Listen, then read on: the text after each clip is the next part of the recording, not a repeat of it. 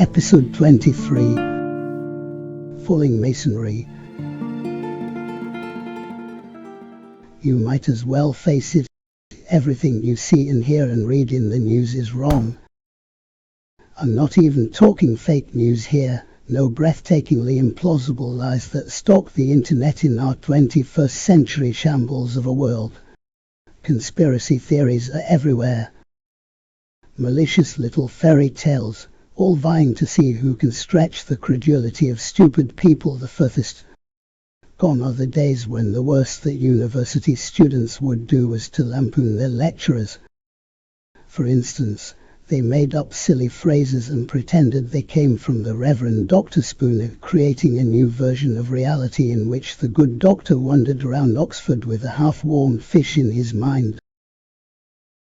A bit of harmless fun, you might think, even for Spooner himself, who generally took the whole thing in good grace. But the warning signs were there, not just for Oxford but for our civilized society as a whole. It was scarcely the first time that the general public had preferred the fiction to the reality. But it was nevertheless a stumble at the start of a very slippery slope. Collectively, our brains accepted something as fact which we knew to be false. This is not the same as good old-fashioned myth-making, because we are now living in an information age, where the true facts are readily available to inquiring minds, but the temptation to adopt an attractive lie in the place of a boring truth has only been made worse by the Google effect, where we are bombarded by so much information that we don't know who to believe, so the majority of us fall back on what we laughably call common sense. If it sounds right, it must be right. That's the way we have been conditioned to think. And the technical term for it is bollocks. We are only now finding out how far the problem goes. The supply of the gullible, the criminally stupid and the looping the loop crazy appears to be inexhaustible. And if they believe the Queen belongs to an alien lizard race, who are we to disagree? We are all guilty of magical thinking. Even my brightest school pupils were not exempt. As a bit of end-of-term fun, we would play the king game. The rules were ludicrously simple, but the kids and young adults found it irresistible. Armed only with a bag of chocolate drops, which we all pretended were doggy treats, I would tell them all to stand up and not shout out the word king. If they succumbed to temptation, they were out and had to sit down. The last kid standing was allowed to keep half the treats and distribute the rest of the pack to their classmates if they sat up and begged nicely. This only worked in the days when no one knew that chocolate was bad for dogs, and when the National Curriculum had restricted the teaching of history to little more than 20th century America. Oh, I nearly forgot to tell you. All I did was read out a passage from an old history textbook about the Protestant Reformation. Every time I read out the name Martin Luther, some bright spark would yell out king. There was always much delight and derision caused by this first loss of self-control, which was odd, because my subsequent mentions of his name brought out ever-increasing numbers of king's heirs, and before you ask, this is not some sort of hoax played out at my expense. Each time I mentioned the father of the Reformation, more and more people gave in, despite their own conscious wills, to a very mild form of communal Tourette's. So every time you are tempted to see yourself as an independent thinker capable of making your own mind up, remember Martin Luther and try not to think of king. Most of the commonly accepted errors on which we base our view of the world are not there because of fraud or propaganda. They are the result of oversimplification. The world is simply too complicated for us to get our heads around. Journalists are particularly keen on reducing momentous events to bite-sized chunks, which are not broadcast unless accompanied by iconic images. None of us is immune to this McNuggetization of history. Here in 1989 Berlin, things are not as you may remember them. For example, We are not here at the border of East and West Germany. True, East Berlin is definitely in East Germany. It's the country's focal point and capital. But here in the 80s, West Berlin is not part of West Germany. Geographically, it's in the eastern half of Germany. It is an island surrounded by the communist East, apart from an incredibly narrow strip of land with a single motorway like an umbilical cord linking baby West Berlin with its distant mother. The only way for us to get to Berlin is an almost equally tiny air corridor. If you wanted to go for a nice hike out of West Berlin, you would avoid going east, for fairly obvious reasons, as we will see in a few minutes. And if you decided to walk in any other direction, including to the west, you could certainly do so, as long as you're not put off by the 10-foot-high chain-link fence lovingly topped by rolls of barbed wire, all of which is probably electrified, and not in the way farmers sometimes use an old car battery and a couple of meters of wire to stop their cows from straying. If the East German military really have electrified West Berlin's perimeter fence, I suspect any wayward cattle would be instantly converted into flash-fried flying steaks.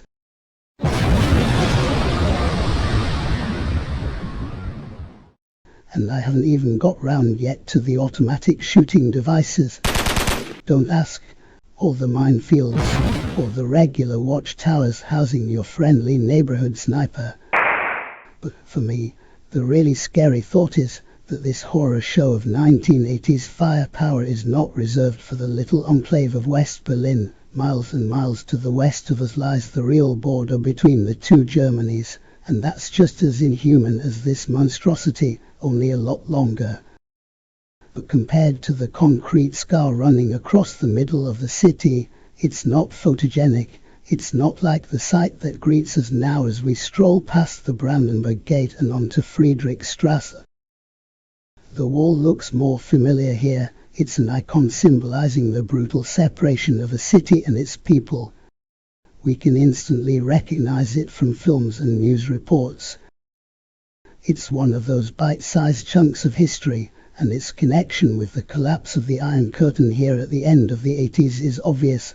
Let's take the most famous route through the curtain at Checkpoint Charlie and make our palm-sweating way through passport control, casting furtive glances over our shoulders in search of trench-coated spies. Let's change our compulsory 10-mark note into worthless East marks and, like the majority of tourists, completely fail to find anything to spend it on. But the attractions of East Berlin can wait. There will be plenty of time to see the art galleries, Alexanderplatz, the amazing Pergamon Museum. We will be able to soak in the uniquely bleak atmosphere, the grey-on-grey colour scheme and the queue outside a supermarket caused by a rumour that they might have frozen yogurt. Let's put it all on hold so that we can witness a moment which, according to the official version of history, never happened. Like me, you can treasure it as a story you can tell right into your anecdotage. Our friend Google will lead you into a labyrinth of facts and opinions dressed up as facts. Some we have already debunked. In recent decades, there has only been one divided capital city in Europe, and it's not Berlin. If you think you know the answer, text Nicosia to 8960537. But on one fact, everyone seems to agree: the Berlin Wall definitely, incontrovertibly came down on the 9th of November 1989. Europe's very own 9/11. So here we are in the no man's land on the east side of Checkpoint Charlie. Let's stop for a moment before you put your passports away. Forgive the stupid question, but you do have a new date stamp saying April 1989, don't you? A time traditionally regarded as preceding November by some 7 months. Okay, indulge me further please and follow the line of wall with your eyes. Do you see to our right a line of dirty grey concrete stretching about 100 yards away from us and starting again 20 yards after that? Between these two lengths of wall is what in technical jargon is called a gap. Let's go over and see what's going on. There's certainly plenty happening over here. Lots of people milling around aimlessly, as if in shock.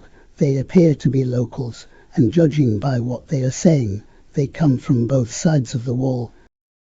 The happy snappy tourists are not here, nor are there any photojournalists or TV camera crews. So from the point of view of posterity, all of this might just as well not have taken place. But what exactly is happening?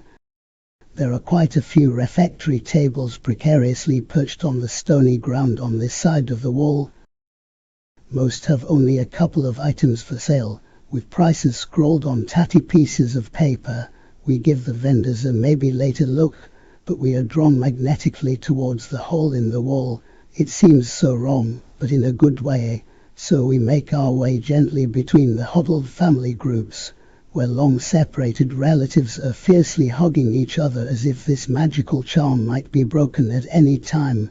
Everyone knows this gap will be plugged soon enough, but there will be others. A wall is only as strong as its weakest link, according to the great philosopher Chinese fortune cookie. We may have been drawn in towards this black hole by some force of nature, but we, and the people around us, are clearly feeling some resistance as we take a few steps through the gap and into the zone on the other side. For the Germans, the reluctance is understandable. They have been brought up in the belief that ordning must sign, that things must only be done in the correct and orderly manner. The acceptance of this code doesn't mean that all Germans have to like it, but it chimes in perfectly with a certain rigidity of thought, which is shared by the staunchest ultra-conservative and the bolshiest lefty tree hugger. It's the Germans' greatest strength and their biggest weakness. You've got to love them for it, in a head-shaking sort of way. What else can you do with a people who have only the one word for both if and when? And here we are, on the other side of the holy wall, and the difference is, well, nothing. On our sunny April day in 1989, this side of the wall is not so much a parallel universe, more a mirror image of its neighbor. Here are the same rickety tables displaying bits of broken concrete for sale. They cost the equivalent of a few pence, but considerably more for the chunks with graffiti on. I will buy one of these, although we could probably pick it up for free, but the other items on sale are a bit less predictable.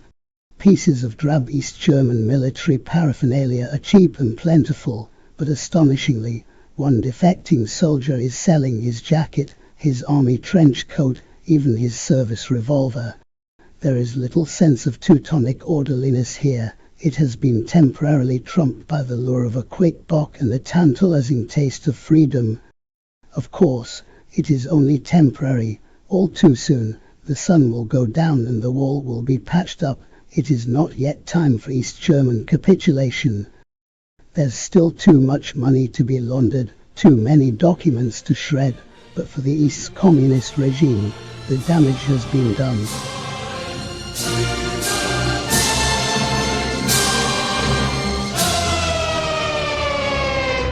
They may cling on for another 7 months, but they cannot put the genie back in the bottle. Of course, nobody will believe our version of events, because there are no suitable pictures, and it doesn't fit into the media's narrative. Try telling your story when you go back home and you will experience your very own king moment. The same applies to me, but at least I have concrete proof, and the writing's on the wall.